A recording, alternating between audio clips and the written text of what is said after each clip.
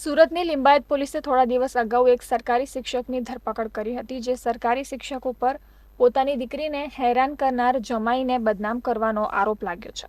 જેમાં બદલો લેવા માટે સરકારી શિક્ષકે હિન્દુ સમાજની લાગણી દુભાય તેવા લખાણ સાથેના પેમ્પલેટ છપાવ્યા હતા, જેમાં હિન્દુ સંગઠન સહિત અન્ય લોકો સરકારી શિક્ષકના વિરોધમાં પોલીસ મથકે જાય અને જ્યારે પોલીસ તપાસ થઈ ત્યારે જાણવા મળ્યું કે લિંબાયતમાં જમાઈના ટ્યુશન ક્લાસીસને બંધ કરાવવા અને તેને વિદ્યા સહાયની સરકારી નોકરી ન મળે તે માટે સસરાએ જ પેમ્પલેટ વાયરલ કર્યા હતા. આ મામલે શિક્ષણ સમિતિની શાળા ક્રમાંક 234ના આચાર્ય સુલેમાન ચાંદ શેખ વિરુદ્ધ પોલીસ ફરિયાદ બાદ ધરપકડ કરવામાં આવી હતી. જોકે આચાર્ય કક્ષાના વ્યક્તિ દ્વારા સમાજમાં વૈમનસ્ય ફેલાવવાના વિરોધમાં આચાર્યને સસ્પેન્ડ કરવામાં આવે તેવી ભારતીય ગૌરક્ષા મંચ દ્વારા શિક્ષણ સમિતિને આવેદનપત્ર આપી રજૂઆત કરવામાં આવી હતી.